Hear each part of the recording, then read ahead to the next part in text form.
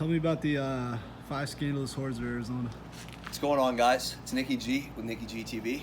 Okay, so today I'm going to tell you kind of a humorous story based on some factual information that has occurred in the last couple months.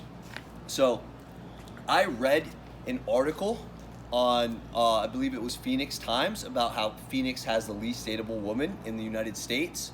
And I'm beginning to find that information, extremely factual and accurate due to this experience that I had, which I'm going to share with you guys today.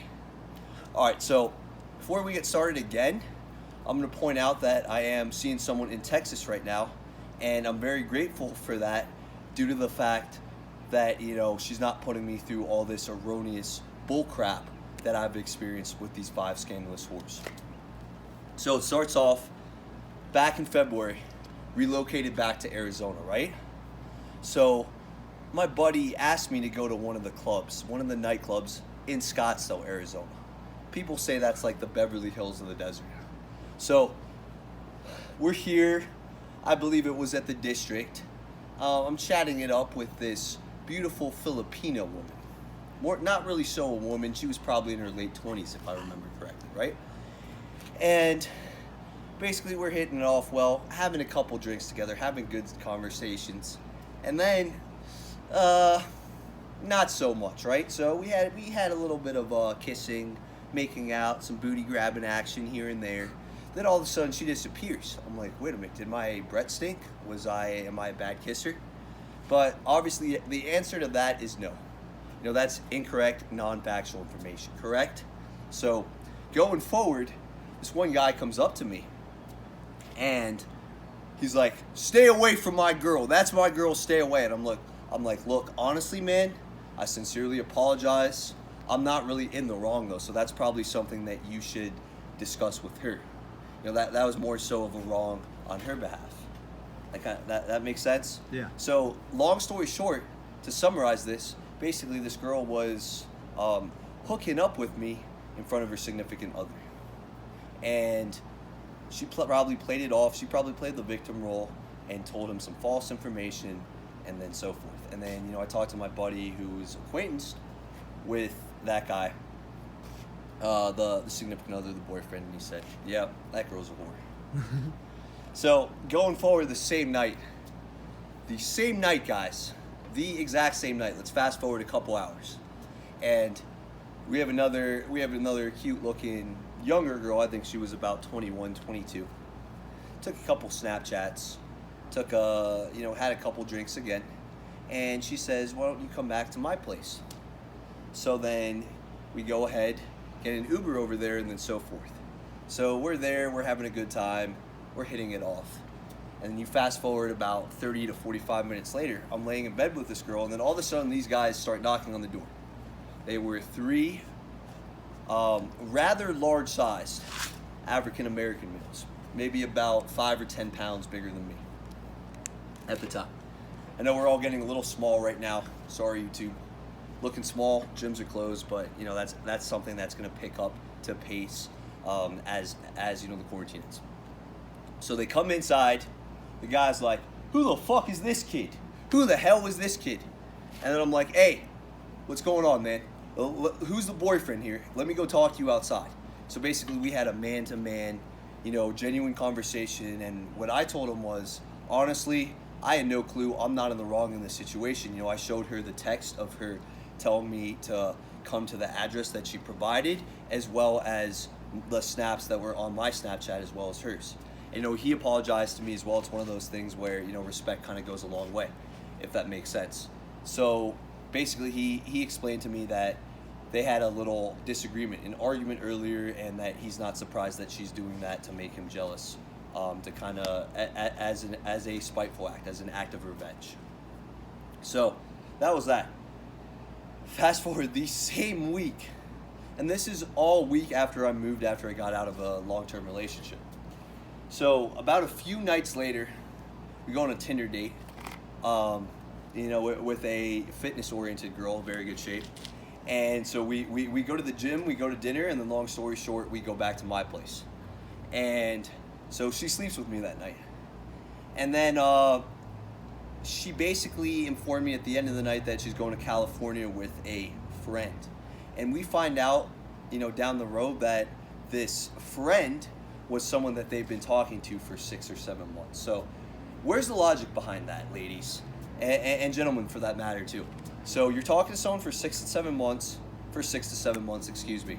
You guys are getting pretty serious. You guys are going on a romantic trip to a romantic leisurely destination together. Yet, you're going on a Tinder date and sleeping with the guy the first night.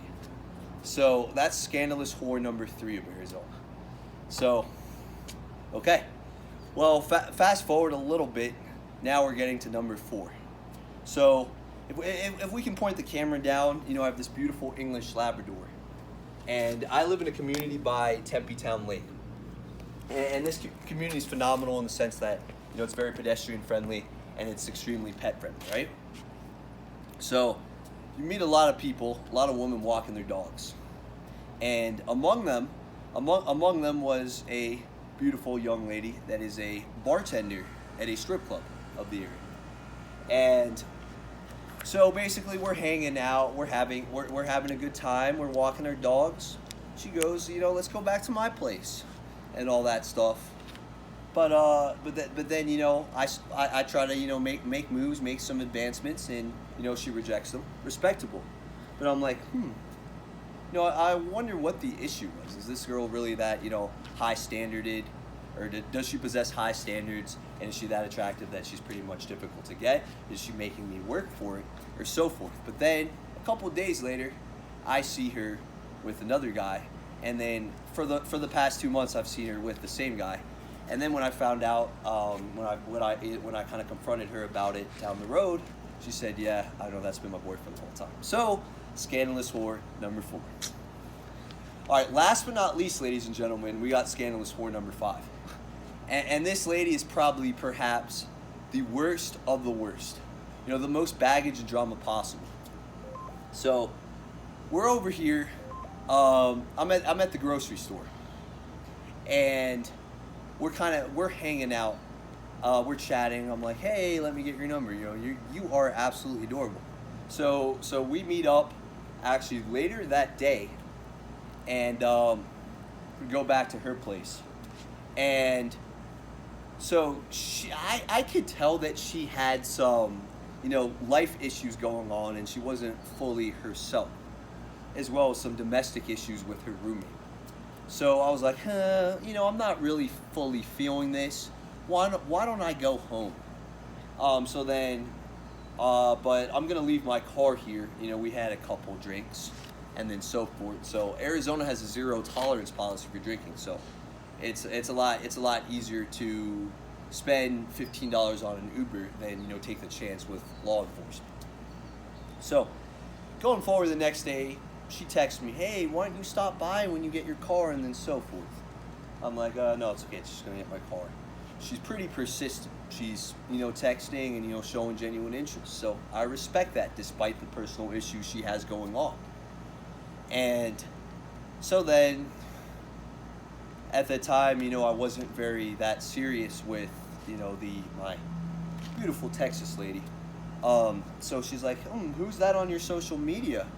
Like, you seem to be texting a lot. Who are you texting?" So I told her about that.